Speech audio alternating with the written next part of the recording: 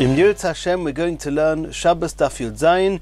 We're going to start 2 lines from the bottom of Daf Tez Zayin on Beis. Says the Gemara, V'idoch mai hi.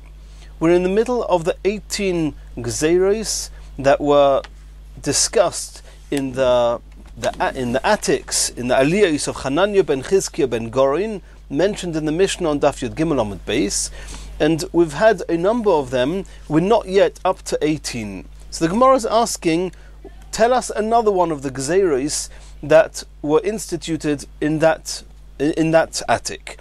Says the Gemara Ditnan, we learnt in the Mishnah, Kol hametaltelin meviin es hatuma ba'oivi hamardea. And the halacha is as follows. We know that if a person touches a dead person is an avi avois hatuma. Anyone who touches him is an av hatuma. If somebody is ma'il, he rests over a dead person, he leans over a dead person or over a grave, then he's also got the halachas and he becomes an av hatuma. He has to wait a week, he has to be sprinkled upon on day 3 and day 7, and then he can go to the mikvah, and in the night he'll be tahir. There's another halacha that if a person or food or kelim are found in the same oihel, in the same domain, under the same roof as a mace, then they also have these halachas of becoming a tomei mace. The question is, what can act as a roof that if a person and the tumah and the mace, the dead person, is under the same roof, that the tumah goes from the dead person onto the live person under the same roof. So it says here, kola metaltlin. Metaltlin means any movable object, not property, not land. Any metaltlin, meviin es hatuma. If this metaltlin, if these objects, they at the same time they hover over and cover over a dead person and over a live person, the live person becomes a tomei mace. How wide do these objects have to be? Ka'ovi ba'ovi hamardea, the width of a goad. It's a stick that they used to use to hit the animals, to urge them on, to get them. They had a spike at the end, and the animals would move forward. How wide was a typical mardea? A typical mardea was approximately 1/3 of a tefach wide. The diameter was 1/3 of a tefach, and its circumference was approximately a tefach. We're going to see that later on in the Gemara. Min haTorah, oihel, something that can act as a roof is only if the whatever's acting as a roof is a tefach wide. Less than a tefach cannot act as a roof. So if a person who's alive and a dead person is under the same covering, but that covering is less than a tefach wide, min haTorah, the live person will be toir. So it says here that the gzeira was that already ba'oivei hamardea, 1/3 of a tefach, midirabonon, this person is going to become a tomei mace as if he was in the same oihel, the same tent as a dead person. Omer Reb Tarfon argues with the Tanakama and said, akapeach es bonai, he was cursing himself. He says, let my children be cut off, chas v'sholem, that they should die. And he said this out of pain that one of the halachas had been misquoted and misrepresented. Shazu halacha mekupachas. This is a halacha that's cut off. It's not accurate. It's not true. Sheshoma hashimei v'to. Whoever the Tanakama was, they heard what they heard, but they misunderstood what they saw and what they heard. Ha'ikar, and this is what actually happened. Ha'ikar oiver, a farmer was going, umardoi al kseifoy, and this mardea that we're discussing, this stick, was on his shoulders. V'ihel tzidoi achas al hakever, and one end of this mardea was hovering over a kever, over a place where that person was buried. Timu oisoi, mishum kelim hama'ahilim al hameis. And the Chachomim said this person is tomei because the kli, this object was hovering, was oihel on the mace, and therefore this kli is now tomei 7 days. So the person that heard this psak, the Tanakama, they assumed that the mardeh itself acted as an oihel, and the person carrying it has the same halachas midrabanon as somebody who was under the same oihel with a mace. Reb Tarfon says no. He says that the mardea was hovering over the mace, so the mardea is min haTorah, got the halachas of tomei mace, but not that it acts as an oihel on the person carrying it. The maximum is the person carrying it is going to be tomei as touching the mardea. The mardea is an avatoma because the mardea itself was certainly was oihel on the mace, on the kever. So the mardea becomes an avatoma. The person touching it becomes a rishon l'toma, and he goes to the mikveh, and in the night he's tahir. Omer Rabbi Akiva. Rabbi Akiva says, "Ani atakin sheyu divrei chachomim kayomin." I'll explain to you what the Tanakhama say and possibly mean, in order that it shouldn't be a question on them. Sheyu kol hametaltelin meviin es atuma al ha'odom shenoise oison ba'oivei hamardea. This mardea itself is clearly toma shiva yomim, 7 days, because the mardea itself was ma'ahil al hames. Now, if a person is holding this mardea, and we tell and the halacha is that this person is only tumah 1 day because he's a rishon, people are going to think that also anything that's ma'ahil, anything that hovers over a mace, is also only tumah 1 day. And that's a bad mistake, because somebody who is ma'ahil al hames is tumah for 7 days. And therefore the Chachamim said, in the event that the person is carrying the item, the object, which is ma'ahil al hames, in the same way as the object is min haTorah, the object itself is tomei 7 days, so to midrabanon, the person is tomei 7 days. But that's providing that the mardea, or the object is holding, is the width of 1/3 of a tefach, because that way people could get confused. People would think that in the same way as the mardea has a circumference of a full tefach, and the mardea was mahil al hames, and is tomei 7 days, the person holding it is tomei 1 day, they might think by mistake that anything that's mahil al hames is tomei 1 day. Therefore the Rabbanon said this person is tomei for 7 days. If, however, the diameter of the object, which is mahil al hames, which the odom is holding, is less than a mardea, which is less than 1/3 of a tefach, which means its circumference is less than a tefach, people will understand there's no similarity, namely the halacha of a tefach, between the object and the regular halachas of oihel. Everybody knows an oihel is only called an oihel if it's a tefach. People might get confused and think it's not the diameter of a tefach, it's the circumference of a tefach. So the Chachamim said, people might make that mistake. So anything that has a circumference of a tefach, people may confuse that with the halachas of oihel, and therefore anyone holding such an object, at the same time that the object is an oihel al hames, the odom is tomei 7 days. If the object is less than the circumference of a tefach, so everybody will know this has no connection whatsoever to the halachas of oihel, so people will understand that the object itself is tomei 7 days, and the person carrying it could not possibly be tomei for being under this object, for being in the same oihel with this object being an oihel bit over the person and the mace, and therefore the object which was ma'ahil al hames will be 7 days tomei, as all the halachas of anything ma'ahil al hames, and the odom holding it will just be tomei 1 day. That's what Rabbi Akiva says, that sheyu kol hametaltelin meviin es atuma al ha'odom shenoise oisom. Only the person who's carrying the mardea or any object, ba'oivia mardea, which is the diameter, the width of 1/3 of a tefach, then for that person, midrabanon, he's tomei 7 days. Val atzmon, but on the kelim themselves, on the objects themselves that are covering over the mace, b'kol shein, all kelim, even less than the width of a mardea, are also going to be tomei min haTorah, 7 days. V'al shar odom v'kelim, but other odom and kelim that are under the same roof as a mace, that's only b'peseach tefach, is if the if the oihel is width of a tefach, then min haTorah, the tumah transfers from the mace to anything under the same roof as the mace, and the Adam and the Kalim will be Tomei 7 days min haTorah. Continues the Gemara. V'omer Reb Yanai, Umardea she'omru, this mardea that we are speaking about, that somebody who holds this mardea, and part of the mardea is hovering over the mace, that the person midrabanon becomes Tomei 7 days, ein be'ovyoy tefach, it does not need to have in its diameter a tefach, because in which case it would be an oihel min haTorah.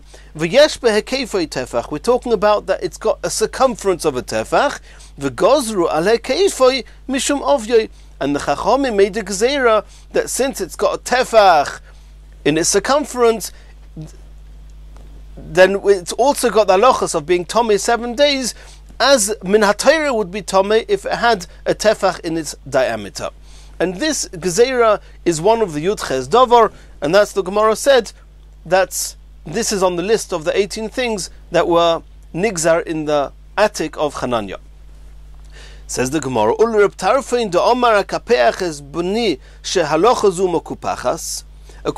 Tarfon, who doesn't agree with this, he does not agree that a mardea, which is less than a tefach wide, it's only a third of a tefach wide, can act as an oihel in any way.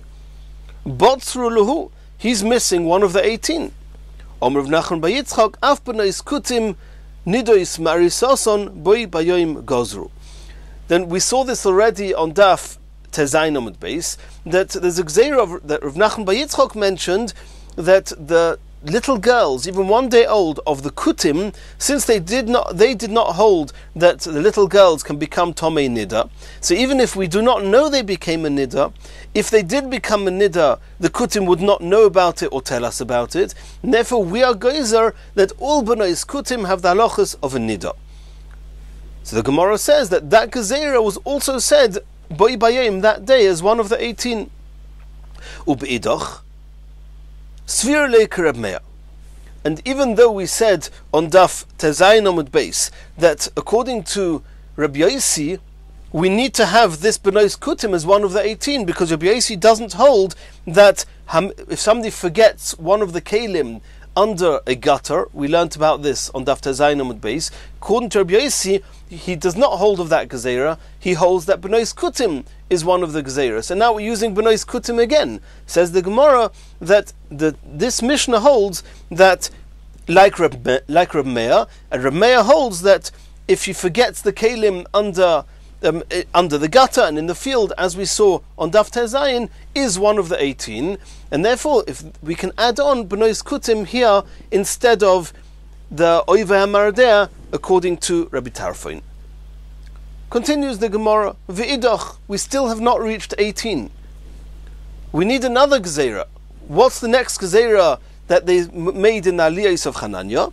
Says the Gemara as follows: Haboitzer legas.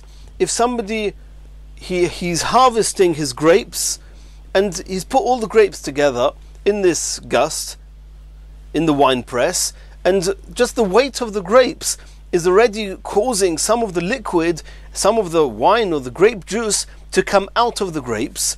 And the question is, since we know that food can only become tomei if something tomei touches it, if before it became tomei there was some liquid, one of the zayin mashkim, the 7 different types of liquids, if one of those liquids go onto the fruit, and the condition has to be that a person wanted the liquid. The question is here, since the liquid oozing out of the grapes while he's harvesting them, they get lost.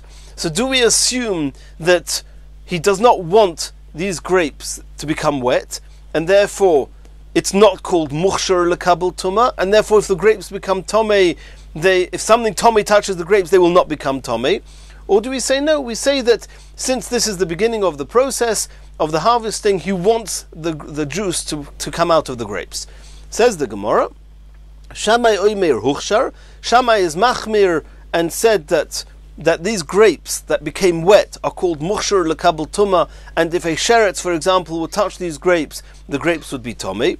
Hillel says, since you don't want this liquid to come out of the grapes, it's not ready for that yet, then it's not called mukhshar. Omale Hillel l'Shamai. Hillel said to Shammai, you Shammai are guys, you hold that in the grapes are mukhshar l'kabel tumah, but you didn't say that olives that are being harvested and also get wet, some of the oil oozes out of the olives, there you didn't say that the olives become mukhshar. Why do you, Shammai, hold that the grapes are mukhshar l'kabel tumah, and therefore you have to make sure that all the kalim that you use are tahir, but in the case of the olives, you didn't say that all the kalim you use when you're harvesting the olives have to be tahir? Obviously you hold that the oil oozing out of the olives is not machshir the olives to become tumah. Why are the grapes any different? Omalei, Shammai said to Hillel, Im takniteni, if you provoke me, gozreini tumah af ala masika. I'll make a gzeira that also the olive press, also the olives are called b'chiyutan, you want the oil to come out, and therefore the olives are going to become mukhshar l'kabel tumah, and therefore all the kalim that you use for the oils have to be tahir. Noatzu cherev bebeis hamedrash, they stuck a sword in the Beis HaMedrash. Omru, they said, Hanichnas yikones, anyone who wants to come in, anyone who's in stays in. V'hayoytza al yetze, and anybody who wants to go out should not leave. Why? Because they wanted to be moine, they wanted to count, so to speak, to vote who the halacha is going to be like. Are more Talmidim going to hold like Shammai or like Hillel? V'oisoi hayoim hoyo Hillel kofuf v'yoshev lifnei Shammai ke'echad min ha'talmidim. Hillel, even though he was the Nasi, he was sitting there like all the other Talmidim with tremendous humility in front of Shammai. It was a difficult day for Klal Yisrael, like the day of the Egel, when the calf was done, that Hillel, who was the Nasi, had to sit there humbly the way he did. V'gozur Shammai v'Hillel v'lo kiblu minayu. They made the gezerah, but the Talmidim were not makabel, they were machmir like Shammai. Everybody, Hillel agreed that the halacha is going to be like Shammai, but the Talmidim did not accept the gezerah. V'asu Talmidayu, and then later on, at some point, it could be it was the same day. Tosfos says on Daf Yudaled Amud Beis that it was on the same day. The Talmidim, Beis Shammai and Beis Hillel, went into the attics of Hananya, and Gozur v'kiblu minayu, and then the Talmidim did accept that the halacha is like Beis Shammai, to be machmir with the grapes during the harvesting, that they are mukhshar l'kabel tumah. Ma'itama, why were they machmir that the grapes should be mukhshar l'kabel tumah? Omer b'zeiri, Omer b'chananya, Reb Chanina, gezeira shemo yivatzrenu b'kupois tmeos. It's true that at this point you don't want the wine to come out, and therefore it should be toyer. But Shammai says no. We're going to say that it is considered as if it's mukhshar l'kabel tumah. Why? Because maybe you'll use baskets that are tomei. And if you use baskets that are tomei, even if the food was not mukhshar l'kabel tumah, but if any of the liquids are touching the fruits whilst they're in tomei baskets, even if you did not want the liquids there, it's considered mukhshar l'kabel tumah, and therefore they said that these liquids are always machshir the peiros, the grapes, to be tomei, and therefore you'll be makbid to always make sure that the baskets are tohir. Says the Gemara, Honi cheleman da'oma kli tomei choishev mashkin shapir. That's very good according to the opinion, according to Reb Meir, who holds that if you put fruits and they get wet in a tomei kli, that they become mukhshar l'kabel tumah, then I understand you. Elo leman da'oma, according to Rabbi Yossi, that ein kli tomei choishev mashkin, that the fact that it's in a tomei kli does not mean that any liquids there become able to machshir the peiros for tumah. What are you going to say? Why was Shammai a geyser on the wine, on the grapes that became wet from the juice that came out of the grapes? Why are you being geyser? They should be mukhshar l'kabel tumah. Ela Omar Ziri, Omer of Chanina, a different gezer, another explanation. Gezer shemo yivatzrenu bekupois mezuvofis. we're afraid that you might do the harvesting or you might put the grapes in the process of harvesting in baskets that are not, they are waterproof, and they're pitched, they have some waterproof lining in it, and since it's waterproof, then any liquid will not get lost. If it will not get lost, then you're very happy for the liquid to start coming out. That's what you're going to do in the wine press. You're going to squeeze the grapes. Very good, it should start now. And in which case it's definitely chiyutan, it's definitely you want the liquids there. If you want it there, then it could be machshir lekabel tumah. And therefore you need to have the kelim all have to be tahir, because the kelim can make the fruits tomei if the liquid on them is liquid you wanted there. And therefore Shammai made the gzeira that whenever you're harvesting grapes, they are machshir lekabel tumah from the juice that came out. Rava gives a different explanation. Sometimes the clusters of grapes are attached to each other, and when you separate them, and you want to separate them, it's inevitable that some of the juice is going to come out. And since you're doing an act, and you want to do this act of separating the clusters, and you know that doing this act is going to take out some of the juice, even though you don't necessarily want the juice, but you know it's going to happen, therefore it's called chiyutan. You want this liquid because you want to separate the clusters, and therefore it's machshir lekabel tumah. Rav Nachman Omar Rabbi Baravua, he gives a different explanation why they were geyser. Sometimes a person goes out to his vineyard and he wants to check whether the grapes are ready to be harvested, or not. He takes a cluster of grapes, and he squeezes them, and he sprinkles on top of the other grapes, and he can tell from the juice coming out of the grapes whether the grapes are ripe enough to be squeezed into wine. And at the time that he's harvesting all the grapes and he's taking them off the tree, these drops of grape juice are still wet on them, because a fruit cannot become machshir lekabel tumah whilst it's still attached to the ground. So he sprinkled some of this juice on the grapes that were still attached to the tree, to the vine. It's not yet machshir lekabel tumah. But if a few minutes later you're going to harvest them and you're going to cut off these grapes and they are still wet, since they became wet, you wanted them to be wet because you intentionally sprinkled that grape juice in order to test those grapes. Therefore it's b'chiyutan, and therefore Shammai made the gzeira, and everybody accepted it, that the grapes that are wet from this juice whilst being harvested are considered midrabanon as being machshir lekabel tumah. Continues the Gemara. V'idach, we need another one to get to 18. Omar Tovi Rishba. Tovi, who was a hunter, Omar Shmuel said in the name of Shmuel the following halacha: Af gidulei truma truma. If a person takes seeds or fruits of truma, and instead of giving it to the kohen, he plants it in the ground. So the halacha is that min ha-Torah, when he plants it in the ground, it becomes bottle, it loses its status of truma. The Chachamim said, and this is one of the Boi Bayim Gozru, one of the 18 things, they said that the truma that you plant in the ground, everything that grows from this plantation has the same status as the truma that you put into the ground. And the same way as the truma you put into the ground you should have given to the kohen.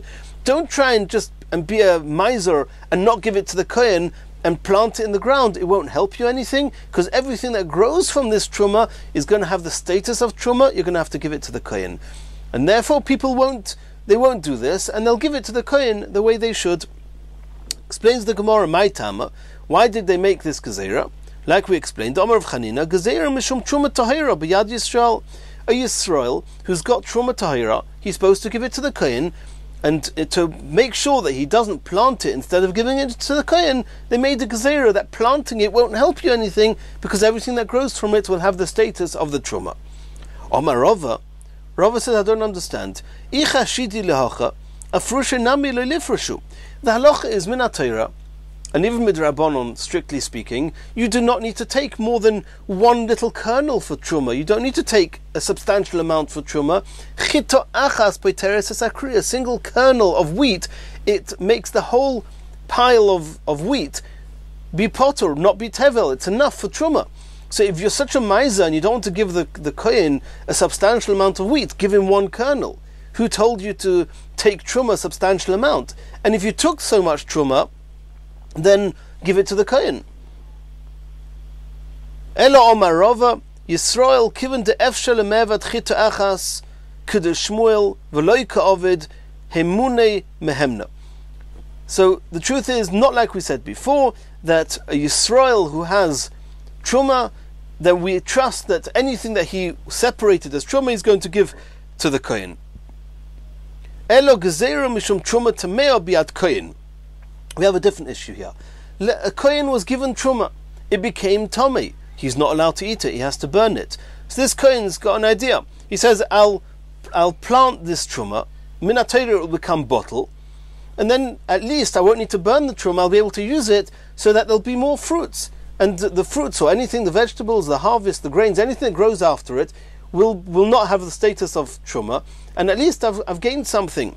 The problem is, Dilma Mashi Lo Legabe. He might keep this truma tamea in his home for any length of time. V'osile de takol and chas v'sholem. Something could happen. A person could eat it, and that's severely also to eat truma tamea. And why is he keeping it in his home and not burning it straight away? Because he wants to plant it. So to avoid this happening, the Chachamim said, you kohen, even if you have truma tamea, if you plant it, it won't help you anything. We're going to give everything that grows from this plantation, we're going to give it the status of truma tamea. You're going to have to burn it. And therefore the kohen would have nothing to gain, and as soon as truma becomes tomei, he'll burn it. Continues the Gemara, V'idach, we still need another one, we're not at 18 yet. Omer Reb Chia bar Ami mishmei de Ula, was said in the name of Ula. Af mi shehichshich loi baderech, noisein kisoi lenochri, boi bayoim gozru. The halacha is, if a person's going in Rosh Hashanah and it's about to be Shabbos, and Shabbos comes in, and he remembers he's carrying something, and you're not allowed to carry daladamas b'Rosh Hashanah in Rosh Hashanah on Shabbos. So, min HaTorah, what can you do? You can go walk a few steps less than daladamas and stop. Akira, Anocha within daladamas and stop. And then take another few steps, another Akira, another Hanocha within Dalad Amos, within 4 Amos, and stop.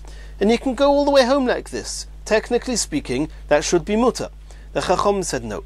The Chacham said we're afraid that you're going to go more than Dalad Amos, you're going to carry in Rosh Hashanah, and that's severely asa, and therefore give it to a goy. The goy should carry it home for you, but you're not allowed to go pochis midalad Amos on Shabbos.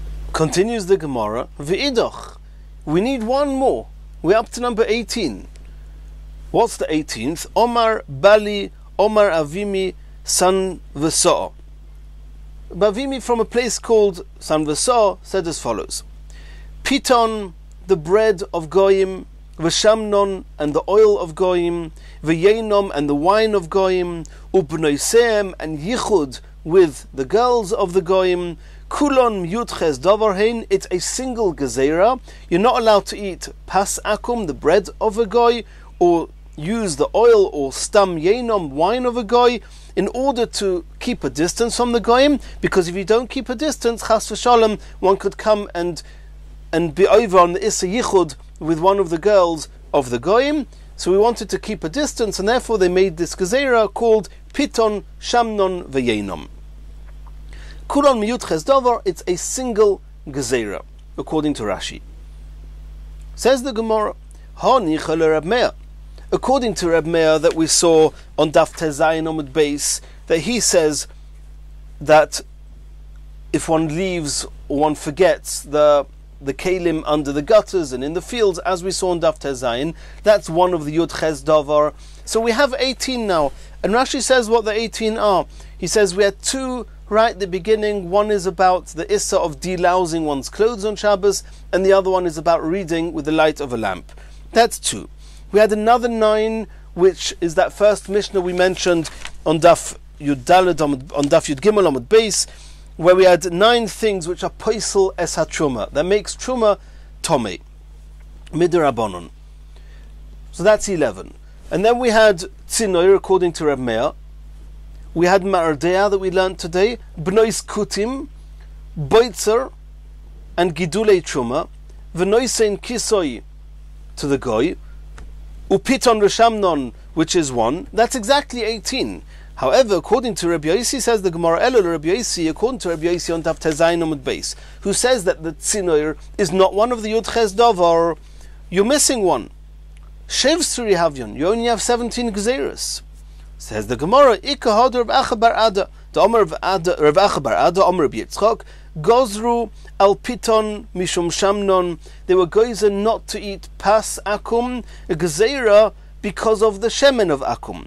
Va'al Shamnon, and they made the Gezeira not to use the shemen of the goy, Mishum Yenom, in order not to use the wine. And now the Gemara asks, before it carries on even the Brisa, the Gemara carries on and says, I don't understand. Al Piton Mishum Shamnon, you said that the Chachomim said you're not allowed to eat the bread of a goy in order not to come to eat the shemen of the goy. My ulme shemen mipas. Why is shemen worse than bread? They're both two commodities that belong to a goy, or they come from a goy. Why should one be more osir than the other? Why should shemen be more osir than the bread? And you make a gzeira not to eat the bread in order not to use their oil. So the Gemara says, you're right. Elo gozru al piton v'shamnon mishum yenom. The bread and the oil, it's a single type of commodity that we're not allowed to use because you might drink stam yenom of a goy. Va'al yenom, why were they goyzer on the wine of a goy? Mishum b'neisem, in order not to be over on the Issa Yichud with them. Va'al b'neisem, why did they make the gzeira of the b'noisem of the goyim? Mishum dava acher, in order not to come. If you get too close to the goyim, you might serve avodah zarah. If you transgress yichud with a goy, with one of the girls of the goyim, then in order to do an aveira with her, she might make you serve avodah zarah. And all that is one gezerah. And now there's another gezerah which Rabbi Yossi is going to use. What's the other gezerah? Al davar acher mishum davar acher. There was a gezerah of something else because of something else. The Gemara asks, "My davar acher." What's this something else that there was a gezerah? Omer of Nachman by Yitzchak, and this is the 18th according to Rabbi Yossi. Gozru al tinoik nochri shemetame beziva. Shelo yehei tinoik Yisrael rogil etzloi v'mishkav zachar. The halacha was that all the boys of the goyim have the halachas of being a zov, even though they're not zov. We hold them as being severely tomei, as if they would be a zov, in order that the children in Klal Yisrael should not go anywhere near the children of the goyim, because getting too close to the children of the goyim could get them to be over some very serious isurim of mishkav zocher. Says the Gemara, okay, so that's this 18th gezerah according to Rabbi Yossi. Does Rabbi Meir not agree with that gezerah of that the tinoik nochri is got the status of a ziva? According to Rabbi Meir, you now have 19, and we said there's only 18. Says the Gemara, we saw in the Mishnah at the beginning of the sugya on Daf Yud Gimel Amud Beis, 3 lines from the bottom of the Amud, we saw that oichlin v'kelim shenitmu b'mashkin, if either food items or vessels they became tomei from liquids, then according to the Issa D'Rabbanon, one of the Yud Ches Dvarim is that those oichlin and kelim, if they then touch truma, the truma will become possible, and this was discussed at length previously, I'm sure you all remember. So the Gemara says, according to Reb Meir, oichlin and kelim, since it's the same type of gzeira, you can consider those two as being one for the Yud Ches Dvarim, and therefore in that Mishnah you don't have 9, you only have 8 to make up for the extra one of Reb Meir. So now we've finished the Heilige Sugya, all Sugyas are Heilig, but the Holy Sugya, famous Sugya of Yud Ches Dvarim. We now have learnt and understood well the 18 Gezeiros that were made in the attic of Hananya ben Chizkiah ben Gorin. And now we're going to move on to the next Mishnah, and coincidentally, or maybe not coincidentally, we're starting now another list. It happens to be according to the Rambam. This is the 3rd list of 18 Gezeiros in this Perek.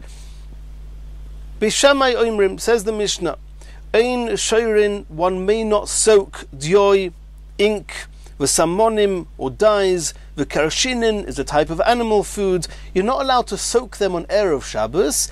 Elo kadesh yeshayru mib'oid yoim, unless you have enough time that they can get soaked before Shabbos sets on.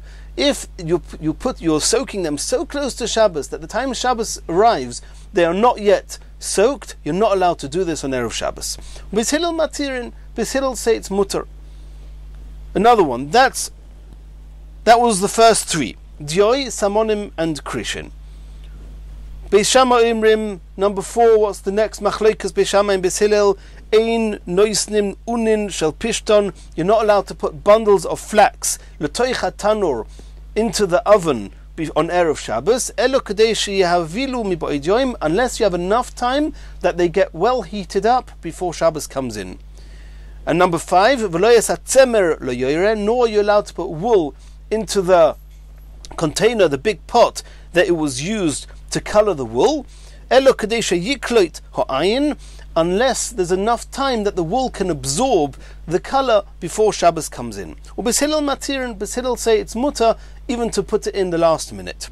Beis Shammai Omrim, this is number 6. Ein persin metzudes chaya. Number 7. Va'oifois 8. V'dogim. You're not allowed to open up a trap to catch chayos, wild animals, birds, or fish before Shabbos. Elo kadesh yotzudu mib'oid yoim, unless there's enough time that whatever you're trying to catch, chayos, oifois, or dogim, could enter your net before Shabbos sets in. Beis Hillel matir, and Beis Hillel say you're allowed to put such a net out as long as you put it out before Shabbos. It doesn't matter how close to Shabbos. The next one, number 9, says the Mishnah, Beis Shammai Omrim, ein moichrin l'nochri. You're not allowed to sell an item to a goy on Erev Shabbos. Ve'ein toyanin imoy, you're not allowed to help the goy load onto his donkey. Ve'ein magbi'in olov, you're not allowed to lift a load onto the back of the goy. That's 9, 10, and 11. Elo kadesh yagia lemokim korev, unless he's got time to get to the first place that he could get to before Shabbos comes in. But if by default there's no other way out, the goy is going to carry whatever you've loaded onto his donkey or onto his back, or you've sold to him, is going to be carrying it in Rishus HaRabim on Shabbos, and it's not possible for him to reach his destination before Shabbos, it's osa. Or Beis Hillel matirin, Beis Hillel say it's mutter. Beis Shammai Imrim, this is number 12.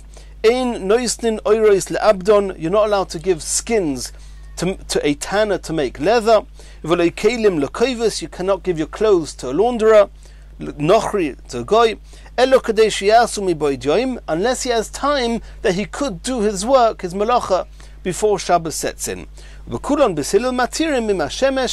Hillel says, as long as you've done these malachas before Shabbos sets in, before the sun sets, it's mutter. Omer Reb Shimon ben Gamliel, in spite of the fact that he belonged to the camps of Beis Hillel, he says, Noyagin hoyu Beis Abba, in his father's house, shoyu noisnim kli lovon lekoivis, they would give their clothes to the launderer. Nochri was a goy, shloisha yomim koidim leShabbos, they would make sure to give it to him 3 days before Shabbos, certainly not on Erev Shabbos. So even though they belonged to the camps of Beis Hillel, they were not mekel in this halacha like Beis Hillel. Continues the Mishnah, V'shovin eilu ve'eilu, Beis Shammai and Beis Hillel both agreed, Shetoyanin koirois Beis Habad, you're allowed to place the beams, the heavy stones, the planks of wood onto the olives in the olive press, and the igulei hagas, and the round planks of wood to put onto the grapes in the wine press. You're allowed to do that even just moments before Shabbos, even though the oil and the wine is going to get pressed out during the duration of Shabbos, it's mutter. And to understand all these halachas, Emir Hashem, we're going to learn in the future shiurim.